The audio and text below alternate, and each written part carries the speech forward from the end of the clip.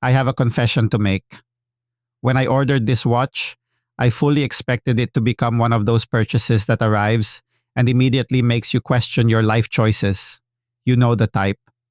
The online photos look amazing. The specifications sound amazing. The marketing photos make it look like $1,000,000. Then the watch arrives, and suddenly you understand exactly why it was so cheap. I honestly thought that was going to happen here. Instead, something unexpected happened. I kind of liked it. And now I have to explain to my grand Seikos why there's a bright orange Richard Mille inspired watch sitting beside them in the watch box.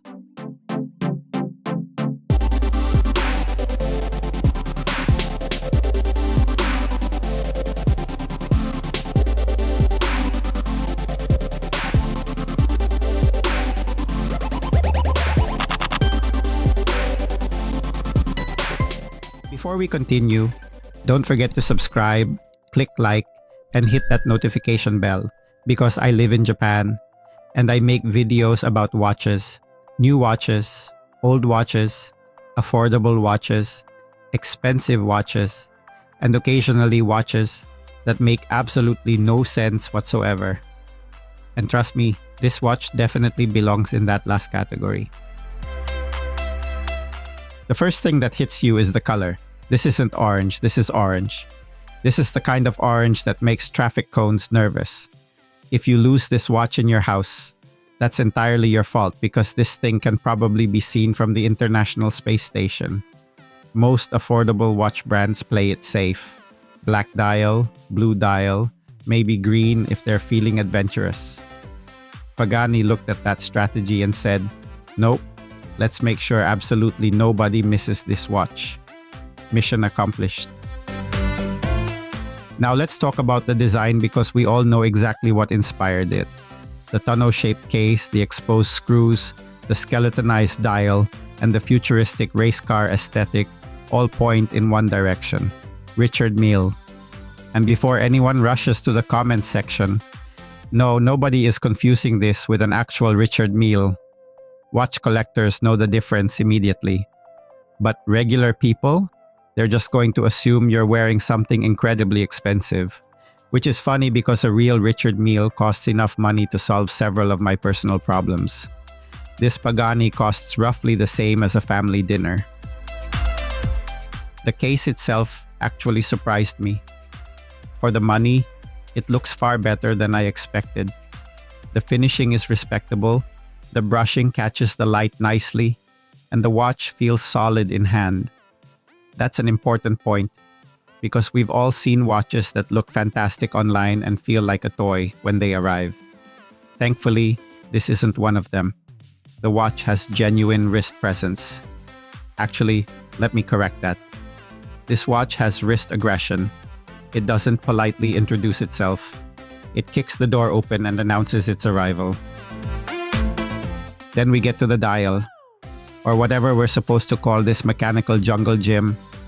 There is so much happening here that I found myself staring at it for long periods without actually checking the time.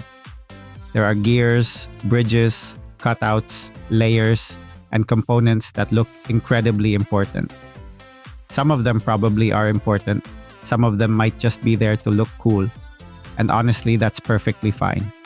Half the fun of this watch is pretending you understand exactly what you're looking at. The orange chapter ring does a surprisingly good job of keeping everything organized. Without it, the dial might look like somebody spilled a box of watch parts onto a table. With it, everything feels intentional. Speaking of telling the time, let's discuss readability. Can you read the time? Yes, eventually. The hands are visible enough, but let's be honest, nobody buys a watch like this because they value instant readability. Most of the time, you'll glance at the watch, get distracted by all the moving parts, admire the design for a few seconds, and then remember that you originally wanted to know what time it was.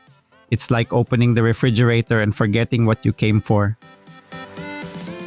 Comfort was another pleasant surprise. I expected this watch to be awkward on the wrist. Instead, it's actually very wearable. The rubber strap is soft, flexible, and fits the personality of the watch perfectly. A watch this outrageous belongs on bright orange rubber. Anything else would feel wrong. The tonneau-shaped case also sits better on the wrist than I expected. It's a large watch visually, but it doesn't feel uncomfortable during daily wear. What I find most interesting about this watch is that it completely ignores what most affordable watches try to do. Most budget watches focus on practicality. They focus on value. They focus on specifications and versatility. This watch focuses on fun. That's its entire mission. It wants you to look down at your wrist and smile. And surprisingly, it succeeds. I own watches that are objectively better. I own watches with better movements, better finishing, and better history. But none of those watches make me laugh every time I put them on. This one does. And that brings us to the big question. Who exactly is this watch for? If you're looking for your first serious watch, I'd still recommend a Seiko, a Citizen, or an Orient. Those watches are versatile. They're practical. They're watches you can wear anywhere. This watch is not that watch. This watch is dessert. You don't buy dessert because it's practical. You buy dessert because it makes you happy. The Pagani design YS-011 is exactly the same. It's loud, ridiculous, unnecessary, and somehow that's what makes it enjoyable. So would I buy this instead of a Grand Seiko? No.